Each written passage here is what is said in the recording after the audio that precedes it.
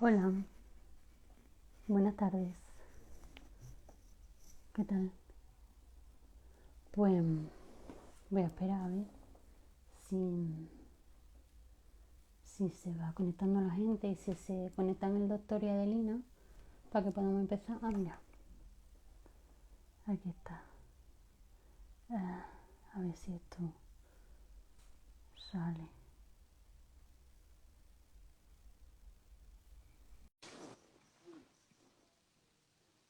Hola Irene,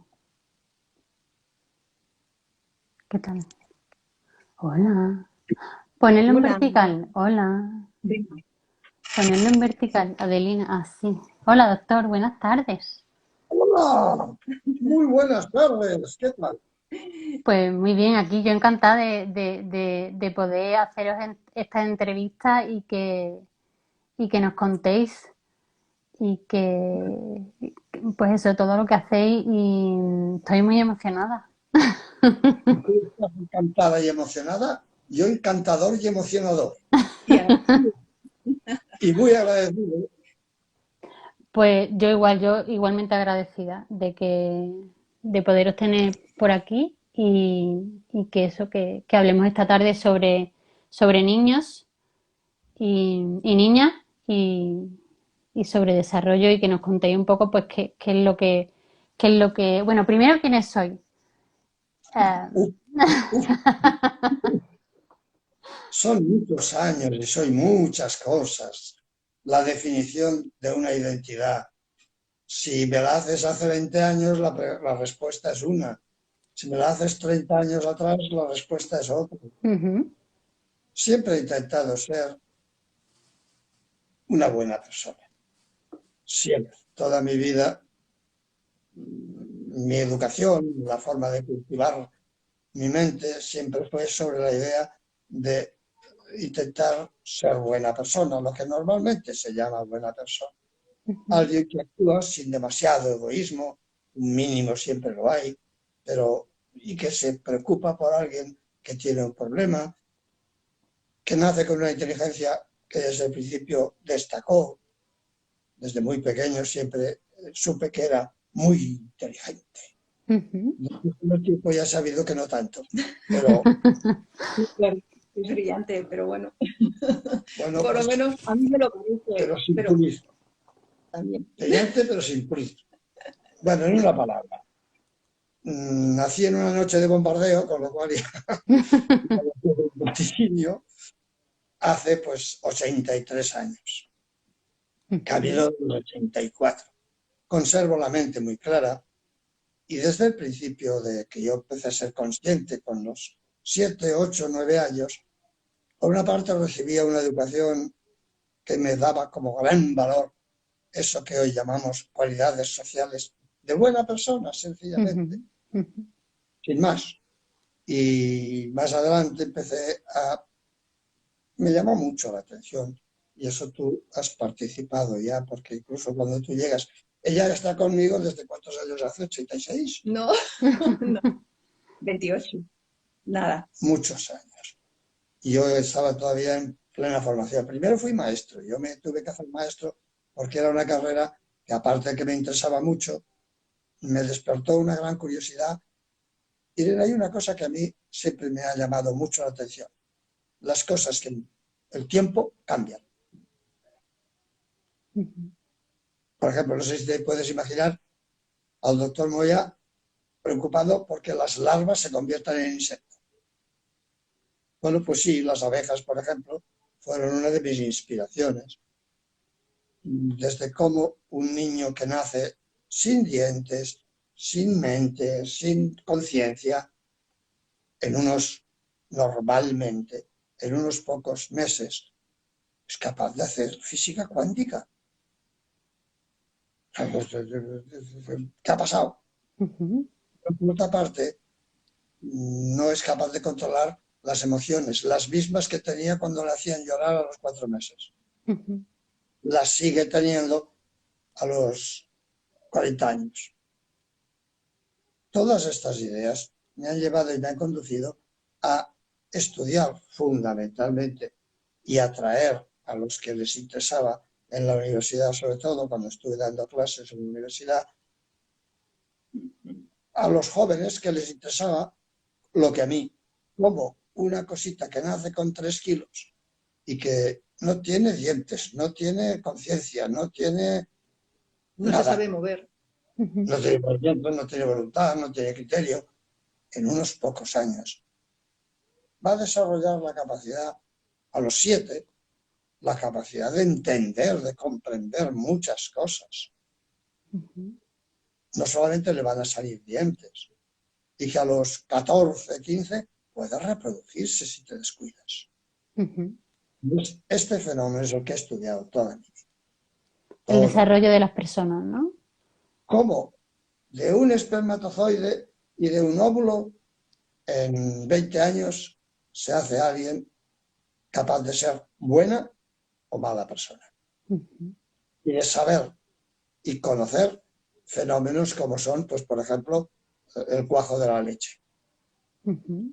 He vivido con culturas primitivas participando de su manera y curiosamente las madres que de los Yanomamas, tuve con las selvas de Venezuela con los Yanomamas, las madres de los Yanomamas daban de mamar exactamente igual. ¿Por qué? Porque se lo pedían los niños y los niños pedían lo mismo en las selvas del Amazonas, que, bueno, no, perdona, del Orinoco, que en Logroño. Sí. Qué originales. Y las madres respondían. Y eso es lo que llamamos normalidad. Lo más frecuente en estadística. Y le llamamos es normal. Es normal que nazcan sin dientes, pero es normal que aparezcan a una edad determinada y cuando no aparecen nos alarma. Entonces acudimos pues, a quien creemos que nos puede resolver el problema. No habla, no tiene dientes, hace cosas que no le pertenecen en ese sentido de estadístico, de mayoría. Bueno, pues yo me he dedicado a estudiar toda mi vida, digamos, las causas y cómo podía influir sobre ellas para mejorar en lo posible el fenómeno de la evolución. Pero primero empezaste como maestro, pero después te fuiste al área de la medicina. Claro, porque socialmente me empujaban hacia, si no era médico, había sitios donde no me querían ni oír. Ni oír, es decir, había lugares donde si iba como médico, profesor de neurología en la Andrés Bello de Caracas, pero si iba como maestro de la escuela de Nuño Moral, que también lo fui, no tenía más. Así que me empujó fenómenos sociales, no fui que me llevaron. Pero lo que siempre hice fue, sigo haciendo dentro de la medida de las posibilidades, estudiar por qué y cómo influir en el fenómeno de la madurez. Porque un niño a partir de cierta edad es consciente. Existe. El yo, cuando tienes 2 años, no existe.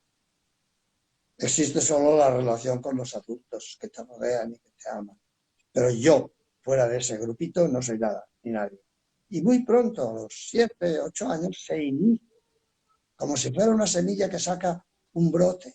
Se inicia yo me doy cuenta de que yo soy algo por mí mismo. Y empieza a aparecer la conciencia, la inteligencia, la conciencia de mis sentimientos, la trascendencia de esos sentimientos en un sentido más abierto, más social. Todo esto es el fenómeno al que me he dedicado a estudiar toda mi vida. Con lo cual he descubierto muchas cosas que influyen en este fenómeno, tanto para favorecerlo como para entorpecerlo. Y a esto es a lo que me he dedicado. Y lo que han venido a verme han sido los que tenían dificultades para conseguir lo que consideraban que era necesario, que era justo, que era lo que tocaba. Mi hijo no habla, mi hijo se vea y se le escapa, mi hijo no hace caca, mi hijo... Y también los alumnos, como yo, que lo conocimos en la universidad y ya bien sea porque veníamos de psicología o porque de pedagogía o porque veníamos de la educación, del magisterio, pero porque claro, por el centro han pasado muchísimos profesionales. Hace 60 años que se dedica a a esta actividad y entonces hemos sido muchísimos los alumnos que tiene el doctor Moyá y todos nos hemos ido empapando de su filosofía y su filosofía está un poco mezclada de aspectos educativos, de aspectos de la medicina, de aspectos filosóficos, de aspectos espirituales, con lo cual vas teniendo una imagen muy profunda de lo que es el ser humano. Y a la vez muy compleja. Porque no solo es un cuento. Integral, ¿no? Podríamos decir que es integral, o sea, abordáis al ser humano desde una perspectiva integral. Intenta serlo, pero no es fácil, Irene. Claro. Integrar una cosa tan complicada como un ser humano adulto es muy difícil. Y así llevamos 20 siglos intentándolo sin acabar de conseguirlo. Sí, siempre hay un momento en que parece que estamos de acuerdo, parece que vamos por el mismo camino y automáticamente aparece alguna esquina por donde se escapa y por donde aparecen evoluciones o revoluciones. Bueno, pues yo lo que me he dedicado y lo que me sigo dedicando en la medida de lo posible es ayudar a estimular, favorecer todo aquello que considero que ayuda al desarrollo, a la estabilidad de ese desarrollo y a la forma social que se acepta normalmente en nuestra cultura actual. Que lea a una cierta edad, que adquiera ciertos conocimientos, ciertos controles. Hoy en día el mayor problema que yo encuentro con los años que he trabajado en ese campo es el enorme, pero enorme, abandono que hay sobre el nivel de control. Yo fui educado en una disciplina donde el control y el dominio de la voluntad era muy importante, tal vez demasiado. Y ahora hemos pasado en 20, 30 años a un abandono casi total de los valores del área de la corteza cerebral controlando los impulsos de tipo regalado que biológicamente mandan los instintos. Este equilibrio hoy entiendo que está muy desequilibrado a favor de me gusta. Y eso basta frente al es necesario, conviene, es importante, porque los valores están en discusión. Perdona que te interrumpa, pero, o sea, ¿te refieres a la falta de límites? ¿Crees que hay falta de límites? Hay no falta de límites, falta de motivos para haber límites. Tiene más motivos un alcalde para poner límites a la circulación que para poner, hoy ahora vemos con la pandemia, el follón. Parece que todo lo que se hace de noche es más contagioso. Que yo sepa, el virus trabaja igual de día que de noche. No tiene horarios. Lo que pasa que también, como hemos ido cambiando, la sociedad va cambiando, evidentemente, y va transformándose. Entonces, también estamos dando un valor distinto a las conductas. Entonces, a mí me gustaría apuntar algo que para mí es fascinante, y es el hecho de que nos vienen muchos pacientes con problemas de conducta, porque hace cosas que socialmente están catalogadas, bueno, pues de enfermedad. Malas, negativas. O de enfermedad. Y entonces, ¿qué pasa? Pues pasa que cuando le haces un electro a ese cerebro, te das cuenta que su cerebro no está enfermo. Es decir, que las faltas de límites o la conducta que está expresando no obedece a una enfermedad. Claro, obedece a un tipo de cultivo educacional. Entonces, por eso aparecen también las nuevas enfermedades o las nuevas patologías o los nuevos trastornos que antes, hace 50 años, no las estudiábamos en la carrera. Porque hay muchas patologías que ni tú ni yo estudiamos en la carrera porque no existían. O nos decían, no, este trastorno solo se da en adultos. En niños, no existen. Y ahora resulta que existen. Es decir, es fascinante ver cómo las ondas electromagnéticas de un cerebro muestran que no hay enfermedad, que no hay una lesión y, sin embargo, la conducta... La función está alterada. Claro. Voy a poner un ejemplo muy claro. Una cosa es que esté estropeado el piano y otra cosa es que el pianista haya equivocado la nota. Que lo toque yo.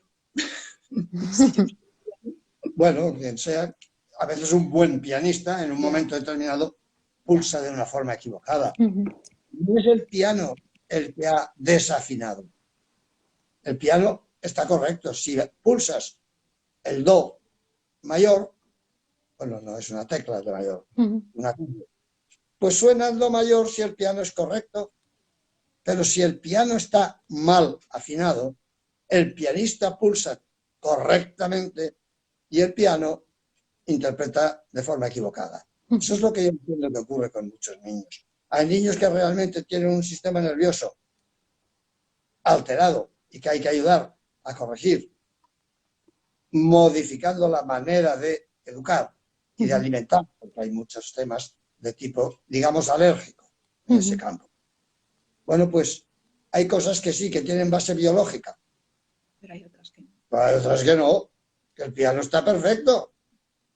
Vamos, perfecto, normal. Sí. Pero que quien pulsa las teclas de ese piano espera un do mientras está pulsando un re. Vale. Y cuando suena el re, socialmente se organiza el gran escándalo. Y se intenta afinar un piano que está afinado. Se lleva el piano al taller cuando lo que habría que hacer es enseñar al pianista a tocar. O sea, que centrándolo como en la realidad, quizá, o sea, el problema no es que haya un defecto, ¿no? en la función de esos cerebros de esos niños, ¿no? Un problema, sino en el contexto en el que están esos niños y en esa influencia de ese contexto sobre esos niños es lo que hace, ¿no? Que su conducta quizás sea, pues... valorada de acuerdo con los que la valoran. Ten en cuenta que hay conductas en países que la misma conducta en otro país muy cercano o muy lejano, a veces cercano en geografía, pero en Sudamérica es curioso.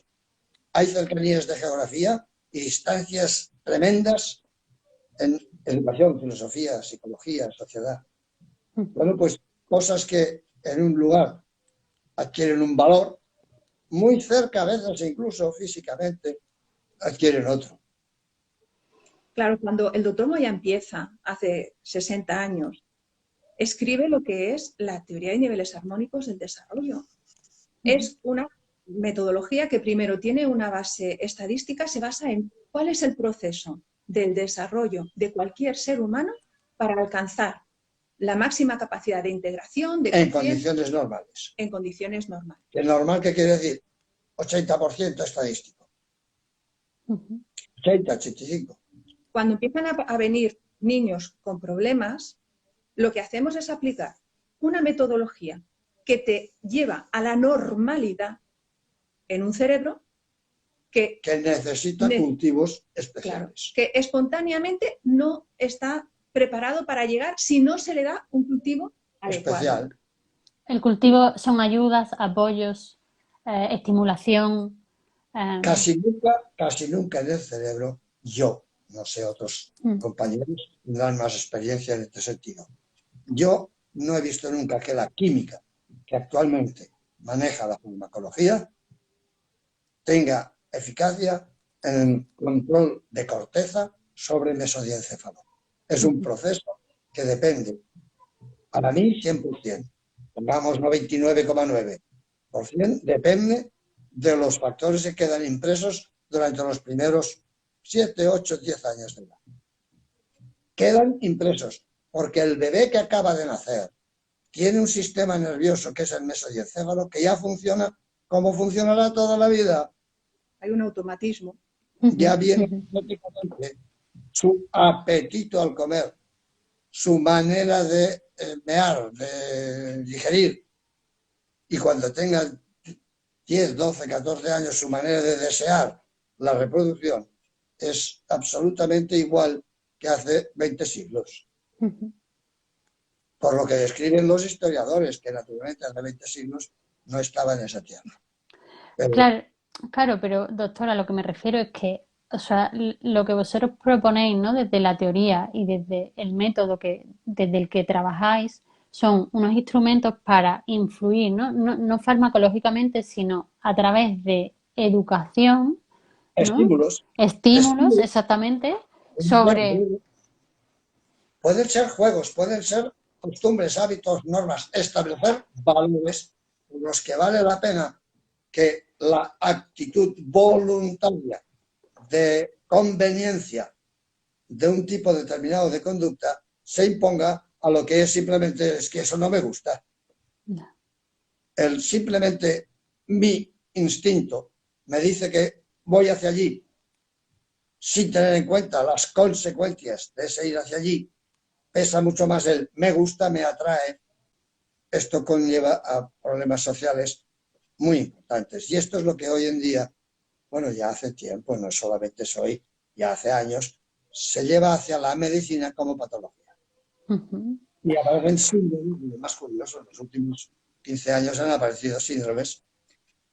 La teoría de niveles armónicos del desarrollo es una teoría que tiene en cuenta diferentes parámetros. Entonces, cuando haces una exploración, lo primero que tienes que hacer es valorar el nivel de su desarrollo.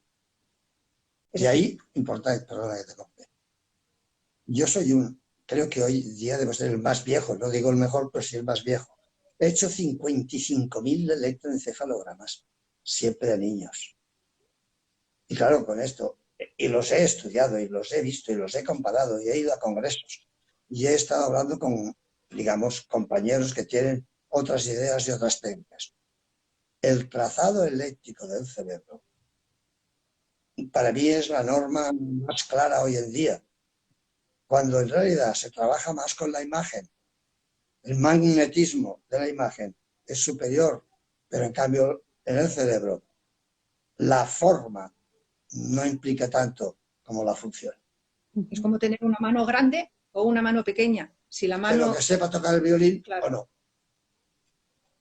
Bueno, pues el cerebro cuando nacemos no sabe casi nada de todo lo que socialmente va a ser trascendente. Que todo es inteligente, racional, consecuente y consciente. Cuando nace eso tiene muy poco, solo es una semillita. Y aquí déjame decirte una cosa curiosa. Una de las cosas que a mí me sorprendió desde muy pequeño, yo fui, por circunstancias de mi vida, sobre todo de tipo socioeconómico, me fui a las URSS. Mi primer empleo fue con el Cotolengo, el Padre Alegre de Barcelona, que tenía un establecimiento en La Fragosa de Nuño Moral, Cáceres, Urdes y país de lo más deprimido socialmente. Yo estuve de allí trabajando durante 2 o 3 años simplemente, y allí descubrí que había un señor muy cerca del Cotolengo, pero ya no dentro del Cotolengo, era independiente, que era un señor que vendía abejas a media Europa. Y entonces me enteré que existía una cosa que se llamaba apicultores. Y yo le fui a preguntar que por qué vendía las abejas, a quién se las vendía.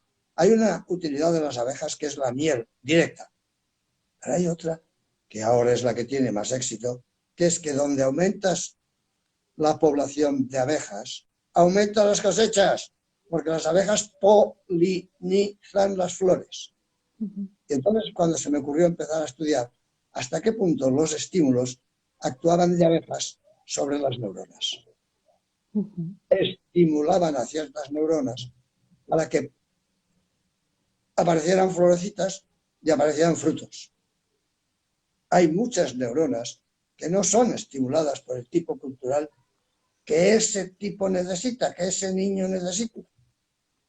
A veces los normales piensan un niño normal completamente, de acuerdo con tus conocimientos, un niño normal, un hijo tuyo, un sobrino, simplemente, que no lo llevas a ningún sitio donde le enseñen a leer y escribir.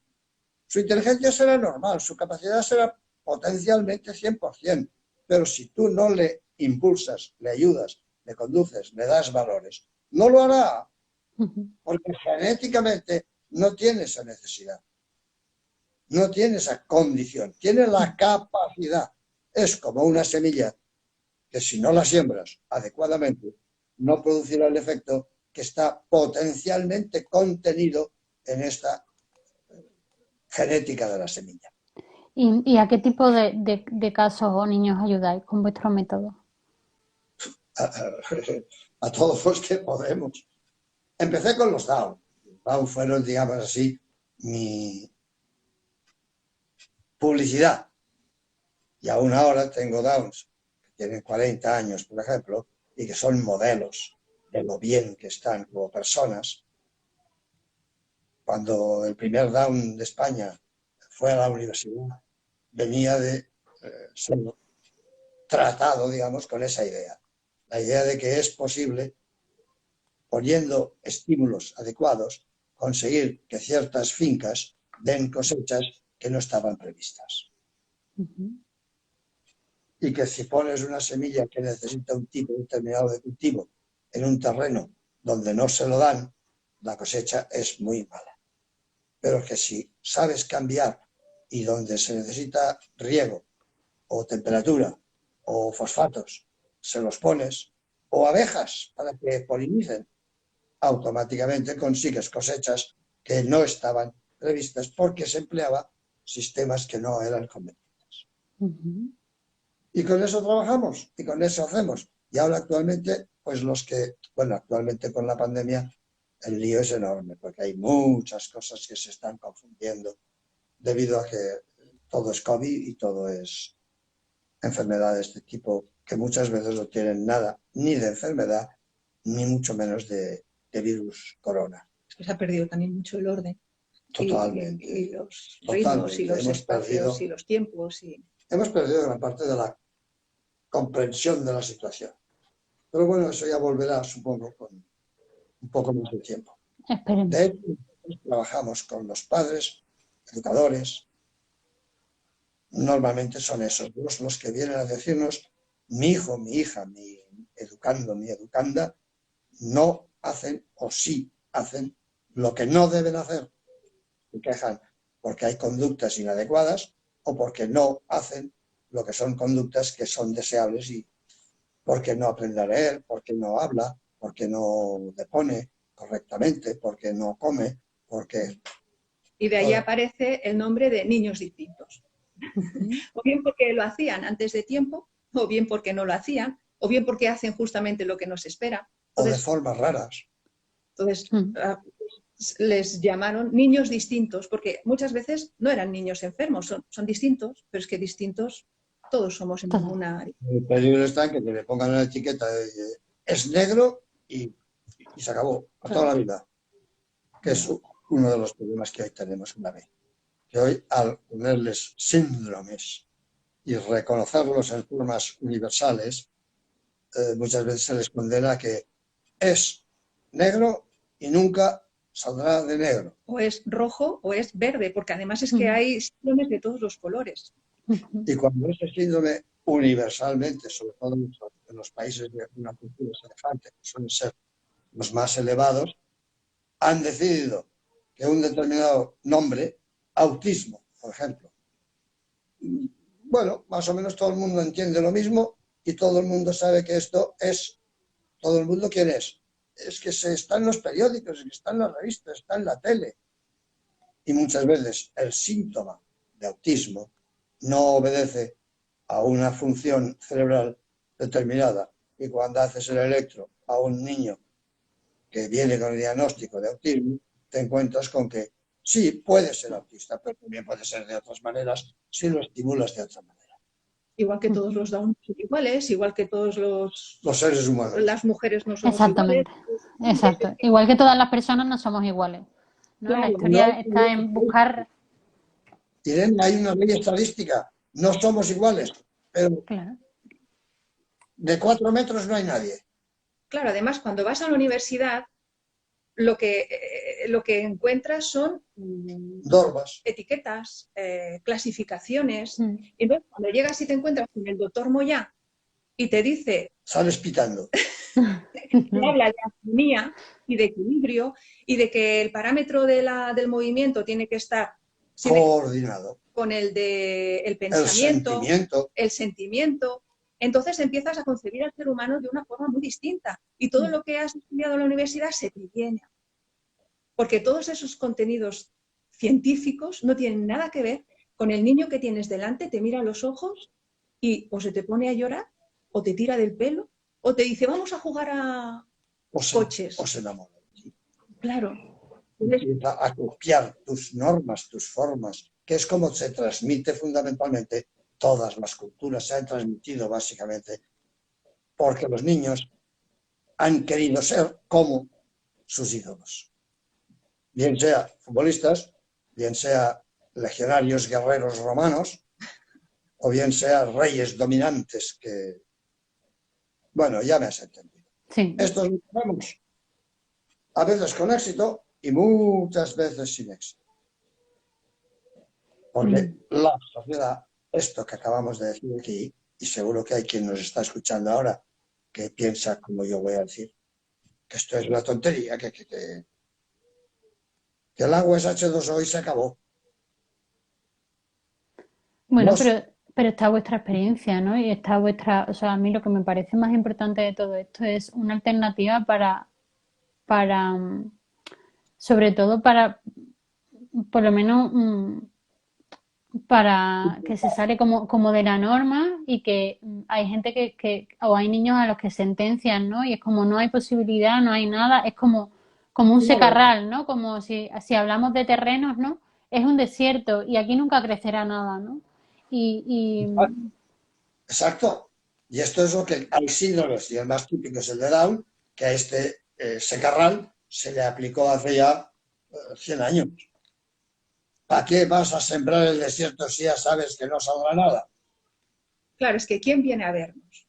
Pues vienen a vernos padres que siguen creyendo que hay camino, aunque la sociedad y su entorno no se los haya encontrado. Entonces vienen padres y entonces el padre de un niño Down se encuentra con el padre de un niño que tiene crisis, o la madre, y le dice, oye, qué bien que está tu hija, ¿qué has hecho? Y le dice, pues es que he ido a llevarle, lo llevo a un médico de Barcelona. ¿Ah, sí? Pues sí.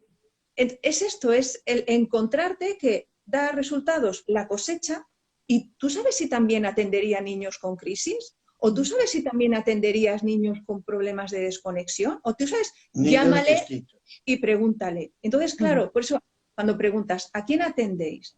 Entonces, a los niños que son distintos, claro, y tienen padres o educadores o familiares que intentan encontrar una manera de que ese distinto no sea socialmente condenatorio. Lo que ya les han dicho, bueno, a todos nos lo han explicado en la facultad. Sí. Es decir, si te encuentras esta etiqueta, te vas a tener todas estas consecuencias. No busques en otro sitio y ni siquiera se te ocurra contestar el examen con otra respuesta distinta a la que yo te propongo, claro, porque te tengo que suspender, porque esto no existe, no es real y no es válido. Entonces, verdaderamente son los padres, las familias y todos los alumnos los que verdaderamente nos hemos quedado pues admirados de una metodología que no tiene nada que ver con la que se propone, con la que propone la sociedad. Pero por otro lado, es muy difícil de aplicarla. Y económicamente muy cara. Porque requiere tiempo. Entonces, y requiere tiempo, es decir, cuando decimos requiere tiempo y nos estamos pensando en un terreno de agricultura, luego esos productos salen a un mercado y te pueden dar una rentabilidad económica. Pero cuando hablamos de niños, solo les interesan a sus padres, que son aquellos que aman a... Entonces, claro, las rentabilidades aquí son distintas y cambian.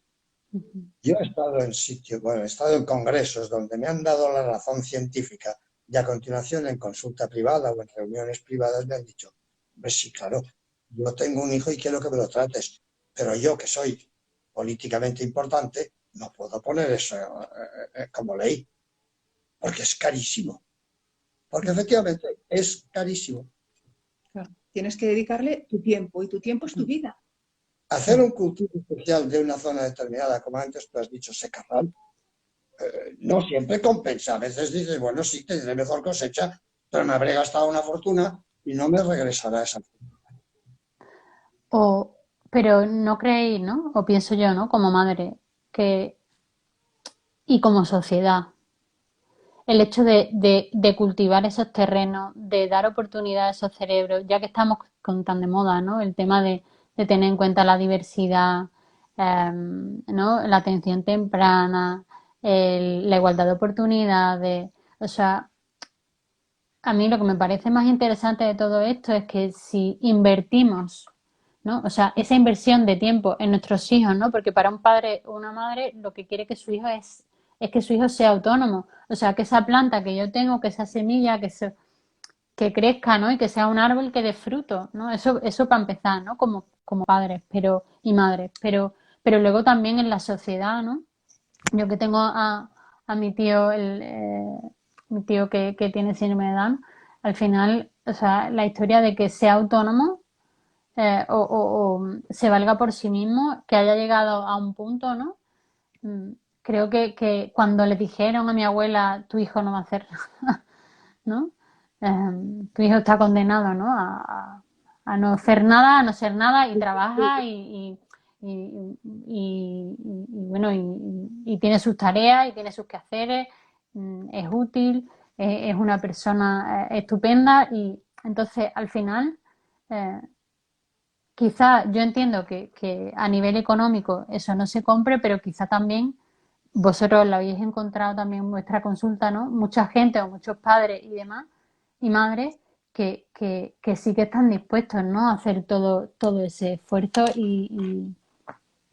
No, incluso he encontrado algunas veces políticos que han intentado llevarlo, pero hasta ahora un éxito rotundo no se puede tener, porque lo que predomina en todas las políticas en general de todos los países desarrollados es la economía. Claro, hacer un programa de estimulación temprana 4 horas al día, eso no consta en ningún protocolo de lo social. Es decir, lo que consta es hacer 2 horas a la semana. Pero con 2 horas a la semana nadie aprende piano, nadie aprende un idioma y nadie aprende a...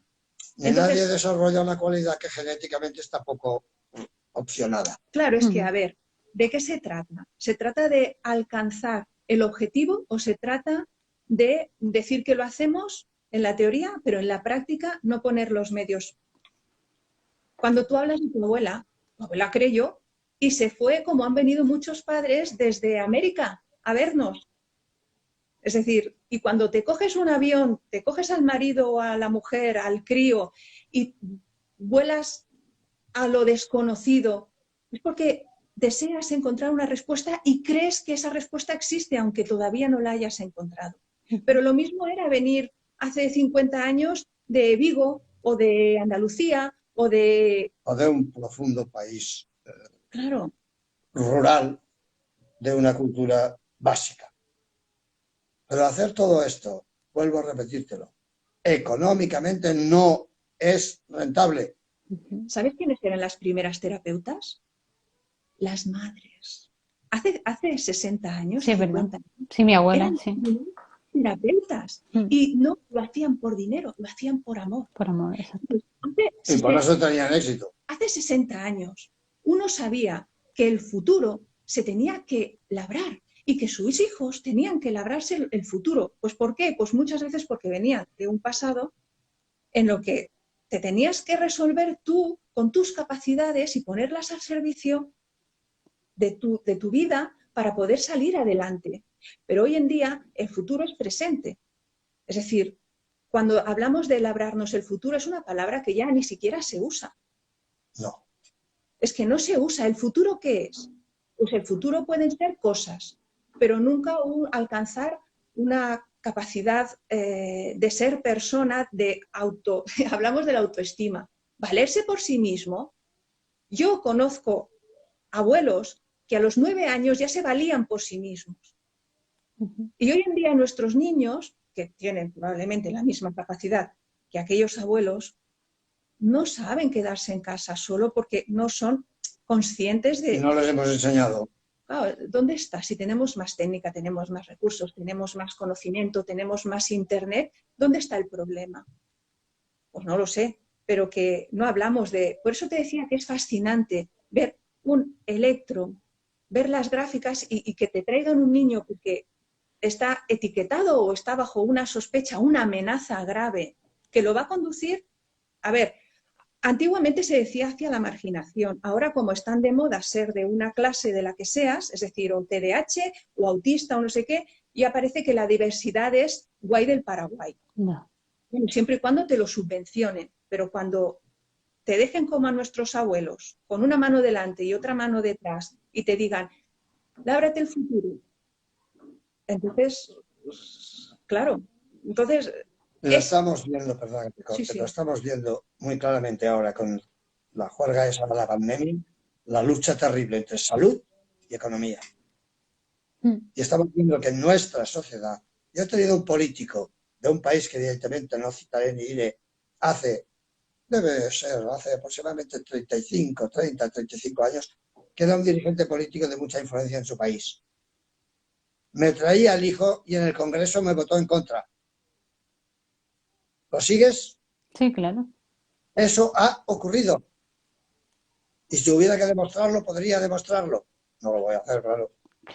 Un político que, como político, niega al país lo que está comprando y muy caro para su hijo. Bueno, pero si yo tengo que hacer una fiesta, invitar a personas con las que no tengo ningún tipo de relación afectiva, no voy a comprar los mismos alimentos que le voy a comprar a mi hijo. Claro. Es decir, nos estamos convirtiendo todos en seres que vivimos mucho para nosotros.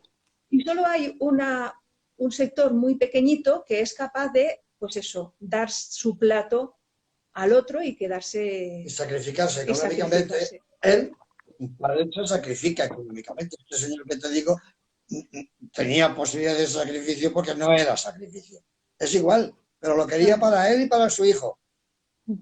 Y ni hablar de una cosa que era para toda la población, porque es caro, porque es difícil. Claro. Mira, ¿sabes lo que ha pasado cuando este método lo hemos llevado a colegios? ¿Qué ha ocurrido? Pues que teníamos que triplicar o cuatruplicar el número de profesores. Teníamos que reducir el ratio de los grupos. ¿Eso en qué se convierte? En dinero. En dinero. Economía. ¿Cómo? Cuando tú le dices a una directora, mira, aquí lo que interesa es hacer grupos de 10 niños, todos normales, de los estadísticamente normales, no estamos hablando con patologías ni nada. 10 niños para hacer pues las actividades me da igual si es psicomotricidad, me da igual si es percepción, me da igual si es lenguaje, me da igual. Y cuando nos pongamos a trabajar, trabajamos con 10 niños, con personas que estén formándose, que vayan aprendiendo, que todo eso se convierte en dinero. ¿Y de dónde sacas el dinero? El dinero es tiempo. Entonces, nuestra sociedad va muy rápido, pero tampoco no sabe bien dónde va. Bueno, sí que lo sabes, sí, económicamente. Bueno, claro. Vuelvo a repetirte esa idea y todos los que nos estén oyendo. Hoy, el virus ha puesto de manifiesto lo que te he dicho antes de ese político. Una cosa es dinero y otra cosa es salud. Las leyes que benefician la salud pero condenan la economía, todas están en cuarentena. Cerrar lo que sea, un establecimiento público, puede ser que beneficie el contagio, seguro, pero perjudica la economía. Y estamos discutiendo eso desde hace un año. Claro. Por eso también ahora se dice que sí y luego se dirá que no y luego se dirá, pero bueno, pues quizás a ratos En fin. Sí. Gracias por haberme dejado expresar. Bueno, gracias a ti, doctor, por estar aquí y a Adelina también por eso, ¿no? Por contarnos vuestra experiencia, por también ser una alternativa que me parece súper importante, ¿no?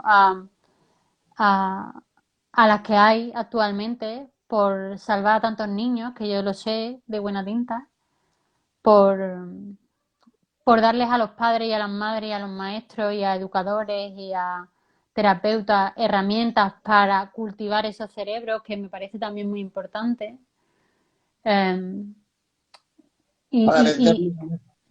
¿Para qué? Para venderles panales de abejas. Claro. estímulos, programas de estímulo que ayudan a un niño, por ejemplo.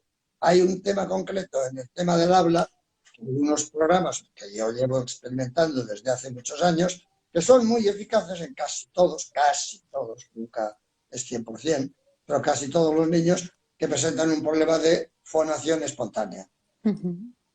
Pero que hay que hacer una serie de ejercicios que fundamentalmente son por movimiento, porque en la fonación hay un factor que es movimiento. Yo tengo aquí todos sus libros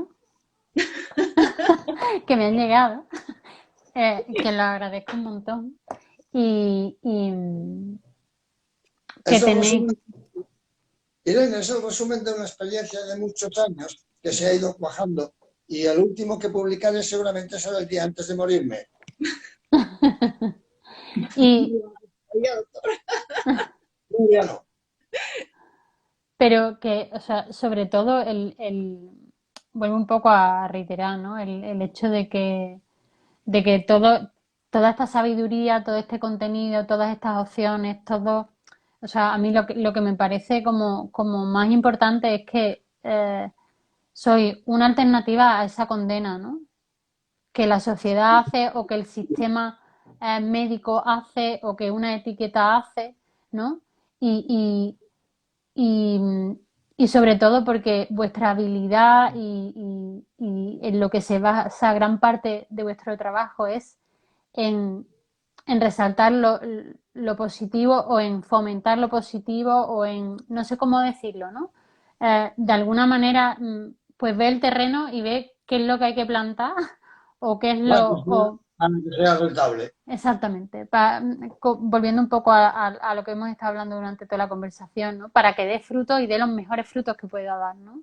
Y que esas personas, y ahora hablo de personas, no terrenos, tengan posibilidad de desarrollarse, de insertarse en la sociedad, de ser autónomos, de ser las mejores personas que puedan ser, ¿no?